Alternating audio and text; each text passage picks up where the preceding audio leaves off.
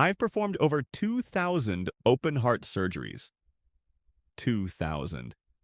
And I can tell you exactly what kills people after 60. It's not what they ate at McDonald's, it's what they ate thinking it was healthy. The low-fat yogurt, the whole grain crackers, the glass of orange juice every single morning. The diet soda instead of the bad regular one. These are the choices people feel good about, and these are the exact things I see clogging arteries on my operating table. Not burger grease, not bacon, the foods with heart-healthy labels on the front. Today, I'm going to name them all. 10 categories. And by the end of this video, you will never look at your grocery cart the same way again. Let me take you back to the 1970s for a moment. That's when everything changed, and not in a good way. A researcher published a study claiming dietary fat was the main driver of heart disease. It spread through medicine like wildfire. Governments rewrote nutrition guidelines overnight. The food industry pivoted overnight. Suddenly, fat was the villain, and low-fat everything was presented as the answer to heart disease. So Americans cut the butter, switched to margarine, replaced eggs with cereal, bought products stamped low-fat, heart-healthy, doctor-approved, and heart disease kept killing people, kept being the #1 cause of death decade after decade. Something was wrong with the theory. Here's what the science actually shows. Now, the real damage to your heart doesn't start with fat. It starts with inflammation, specifically inside your arteries. Chronic low-grade inflammation inside the walls of your arteries. That's the real enemy, and it builds silently for years before anyone notices. Think of your arteries like a garden hose. When they're healthy, they're smooth, flexible, elastic. Blood flows through easily with no resistance. But when inflammation sets in, and it does this quietly for years, the inner lining starts to crack. The body tries to patch those cracks with plaque. That plaque builds up, hardens, narrows the channel, restricts blood flow, and one day, on my table, that hose finally gives out completely. So, what triggers that inflammation? Not saturated fat from a grass-fed steak, not the cholesterol in your morning eggs. The research is increasingly clear on this. The main drivers are ultra-processed foods, refined carbohydrates, and hidden sugar. They spike insulin. They flood your bloodstream with inflammatory markers. They damage the endothelium, that's the delicate inner lining of your arteries, faster than almost anything else you can eat. After 60, your arteries have already been through a lot. They're less forgiving than they were at 40. The margin for error gets smaller every single year. That's why what you eat now matters more than it ever did before. So, let's talk about what's actually on your plate. Starting with the biggest surprises, let's start with something sitting in almost every refrigerator in America right now. Flavored yogurt. It's marketed as a health food. Probiotics, calcium, light, low fat. The packaging shows fresh berries and a smiling woman in athletic wear. You've probably been eating it for years, feeling genuinely good about that choice. Here's the problem. When manufacturers remove fat from yogurt, it tastes terrible. So they compensate by adding sugar, a significant amount of it. A single container of flavored low-fat yogurt can contain up to 25, sometimes 30 g of added sugar. That's roughly the same as a candy bar. And here's why that matters specifically after 60. Your insulin sensitivity drops with age. Your pancreas doesn't respond as quickly as it used to when you were younger. So, when you eat that yogurt for breakfast, your blood sugar spikes fast and stays elevated far longer than it would in a 40-year-old eating the same thing. That repeated daily spike is one of the most consistent predictors of arterial damage that I know of. It's not dramatic, it's just relentless. The same logic applies to instant oatmeal with flavoring. Plain oats, excellent food. I recommend them, but the apple cinnamon packet from the supermarket shelf is a different story. Check the label. Many brands contain 12 to 15 g of sugar per serving. Plus, the oats are so heavily processed, they digest almost as fast as white bread. Your body barely notices the difference between that healthy breakfast and a bowl of sugar. Does that mean you can never eat yogurt or oatmeal? Absolutely not. Just choose plain Greek yogurt and add your own fresh berries. Cook still cut oats instead of the instant flavored version. Two simple swaps, completely different impact on your arteries. Now, this one genuinely surprises people because whole grain bread and crackers sound like exactly what a doctor would recommend. And in theory, whole grains are beneficial. Fiber, minerals, slower digestion, those are all real benefits. The problem is what happens to those grains by the time they reach the supermarket shelf in a packaged form. Pick up almost any whole grain bread or cracker and flip it over. Look past the word whole wheat in the ingredients. Look for what comes right after it. Sugar, high fructose corn syrup, and then vegetable oils, soybean oil, sunflower oil, canola oil. These are industrial seed oils processed at very high heat, and they do something very specific and damaging to your cardiovascular system. They throw off your omega-6 to omega-3 ratio in a serious way. In a healthy body, that ratio should be roughly 4.1, and the average American eating processed foods regularly is closer to 20 to 1. Some studies suggest even higher. Why does that ratio matter? Because omega-6 fatty acids in excess are pro-inflammatory, they signal your immune system to stay on permanent high alert. And a cardiovascular system that is constantly inflamed is a cardiovascular system that is aging significantly faster than it should be. I've seen patients with textbook healthy diets, whole grain everything, very little red meat showing arterial inflammation markers of someone 20 years older. When we looked closely at what they were actually eating every day, it was these products: whole grain bread, whole grain crackers, seed oil-based spreads every single day. The same goes for many breakfast cereals marketed as heart healthy, even the brand-based ones that seem responsible. Some contain more sugar per serving than a glazed donut. And the vitamins sprayed on after processing, they don't undo the damage that the sugar and industrial oils are causing, day after day. My simple rule: read the label. If the ingredient list has more than 5 items, or if you can't pronounce 3 of them, put it back on the shelf. I want you to think about something very specific for a moment. What do you actually drink in the morning? For millions of people over 60, it's a glass of orange juice, maybe apple juice, maybe a diet soda later in the afternoon. And I need to tell you, all 3 of these are doing measurable damage to your cardiovascular system. Let's start with fruit juice. Even 100% natural, no sugar added, freshly squeezed straight from the orange. Sounds perfect, right? Here's what happens when you remove the fruit from the fiber. Juice is essentially fruit with the fiber completely stripped away, and fiber is the entire point of eating fruit. Fiber slows digestion. It controls how fast sugar enters your bloodstream. Without it, the sugar from 3 or 4 oranges hits your blood all at once. An immediate flood. Your insulin spikes hard. Your liver gets overloaded. And that cycle, repeated every morning for years, quietly and steadily builds insulin resistance.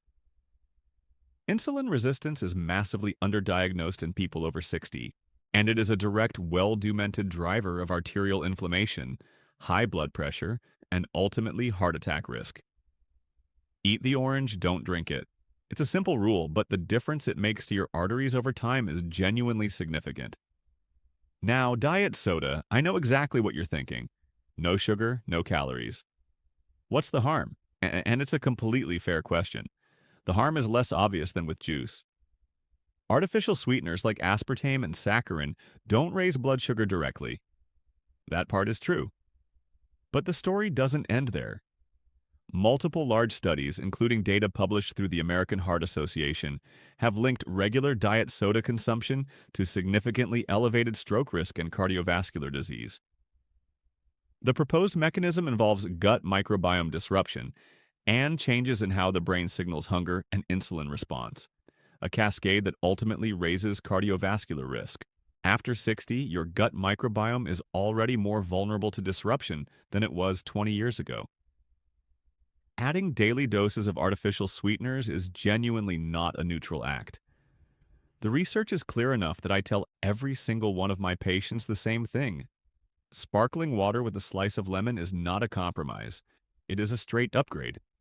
Your arteries will know the difference within weeks of making that switch. That's not an exaggeration. That is what the inflammatory marker data shows. That's liquid sugar covered.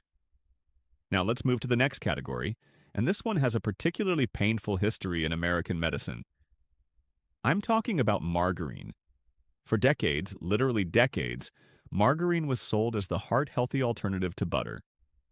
Cardiologists recommended it. Government guidelines endorsed it. Entire generations switched over, genuinely, sincerely trying to do the right thing for their hearts, following doctors' orders, doing everything right, and they were unknowingly harmed. The problem was trans fats, hydrogenated vegetable oils that turned out to be extraordinarily damaging to cardiovascular health. By the early 2000s, the evidence was undeniable. Trans fats were banned or severely restricted in most countries, a genuine win for public health. But then manufacturers had to reformulate their products.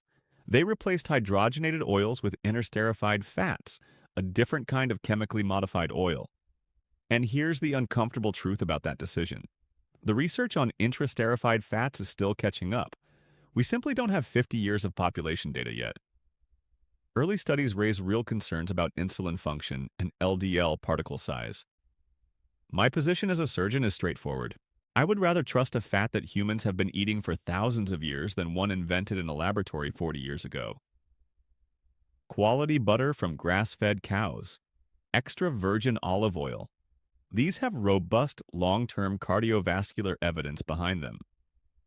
Margarine and vegetable spreads simply do not have that track record. The same concern applies to microwave popcorn and packaged snack foods. Many still contain partially modified oils and seed oils heated to high temperatures during the manufacturing process. The combination modified fats plus high heat plus industrial additives is not something your arterial walls handle gracefully after 60 years of hard work. There are better options: a handful of real walnuts, a drizzle of extra virgin olive oil over roasted vegetables. These are not complicated substitutions. They're just better engineering for a heart that's been working for 6 decades. Now, here's a category that I think deserves far more attention than it currently gets. Frozen meals and meal replacement products. And I understand exactly why they're appealing. You're busy. You're tired. Maybe you live alone and cooking a full meal every single night feels like too much. These products promise convenience and nutrition together in one box. The packaging lists vitamins, protein, fiber. It looks responsible. It looks like the kind of thing a health-conscious person would choose. That's exactly what the marketing is designed to make you feel. But flip that box over and look at the actual ingredient list. You'll find maltodextrin, a highly processed starch that raises blood sugar faster than regular table sugar. You'll find corn syrup solids, sodium in amounts that would make any cardiologist wussy, and a list of preservatives and stabilizers that your great-grandmother would not recognize as food. Here's what concerns me most as a surgeon. These compounds don't just spike blood sugar once. They create a cumulative inflammatory load that builds day after day, meal after meal. Study after study now links ultra-processed food consumption, measured in servings per day, with accelerated cardiovascular aging. The data on this is strong and consistent. One major European cohort study found that each additional daily serving of ultra-processed food was associated with a 12% increase in cardiovascular disease risk. After 60, your body's repair mechanisms are slower than they were before. The damage accumulates faster than it clears. This is biology, not blame. Eating these products regularly isn't a neutral act of convenience. It is a slow, steady drip of arterial stress happening every single day inside your blood vessels. This next one is personal for me as a physician, because I watched this unfold in real time in medical offices and grocery stores across an entire generation. The low-fat movement of the 1980s and 90s was one of the most successful and one of the most damaging marketing campaigns in food industry history. Products flew off shelves: low-fat cookies, low-fat salad dressing, low-fat everything. People genuinely believed they were protecting their hearts. They were following the best advice available at the time. What actually happened inside those packages? Fat was removed, and to maintain taste and texture, manufacturers replaced it with sugar, refined starch, and corn syrup every single time. Low-fat frozen dinners, Low-fat peanut butter with added sugar to compensate for the removed oil. Low-fat granola bars with more sweetener than a regular candy bar. The research that followed was damning. Replacing dietary fat with refined carbohydrates and added sugar turned out to be a direct predictor of cardiovascular mortality. Not a correlation, a predictor.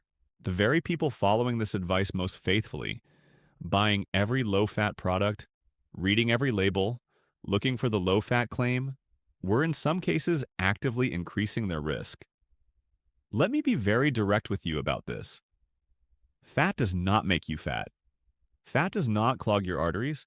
These are myths that need to be retired permanently. The type of fat and the overall inflammatory load of your entire diet. Those are what matter. That is where the science actually points in 2025. A full-fat plain yogurt with no added sugar is categorically better for your heart than a low-fat yogurt loaded with artificial sweeteners and corn syrup. Every time, without exception, if you see low-fat on a label, that is your signal to immediately read the rest of that label very carefully. 9 times out of 10, something worse has been put in this place. I've spent most of this video telling you what not to eat. So let me spend a few important minutes on what your arteries actually love, because this part matters just as much. Eggs. For decades, they were villainized over cholesterol. Entire generations avoided them based on guidelines that have since been substantially revised. The research has largely cleared eggs. For most people, dietary cholesterol has minimal impact on blood cholesterol levels. Eggs provide high-quality protein, choline for brain health, and nutrients that support vascular function. 2 eggs in the morning is not a cardiovascular risk. It is a genuinely good breakfast backed by current evidence and consumed in healthy populations around the world. Fatty fish, salmon, mackerel, sardines, 2 to 3 servings per week. This is one of the most powerful food-based interventions I know of for cardiovascular health. The omega-3 fatty acids in these fish actively reduce inflammation, not passively, actively. They lower triglycerides, improve arterial flexibility, and reduce clotting risk simultaneously. I consider fatty fish one of the most powerful cardiovascular tools available to you without a prescription. 2 to 3 servings a week, that's the target. Leafy greens, spinach, kale, arugula, rich in nitrates that your body converts to nitric oxide, which is a natural pressure relief valve for your cardiovascular system. Nitric oxide relaxes and dilates blood vessels. It reduces resistance.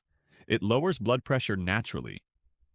Leafy greens are one of the fastest dietary ways to support this system. Berries, blueberries especially, packed with polyphenols that directly protect the endothelium, that inner lining of your arteries I mentioned earlier. Multiple studies confirm this effect. Regular berry consumption measurably reduces markers of arterial inflammation within weeks, not months, weeks. This is well documented in the research literature on cardiovascular nutrition. And olive oil extra virgin, cold rest the cornerstone of the Mediterranean diet, which has some of the strongest cardiovascular evidence in the entire history of nutritional science. Use it generously on vegetables on salads for cooking at moderate temperatures. It is not the enemy. It never was. The evidence for its cardiovascular benefits is genuinely robust. None of this is exotic.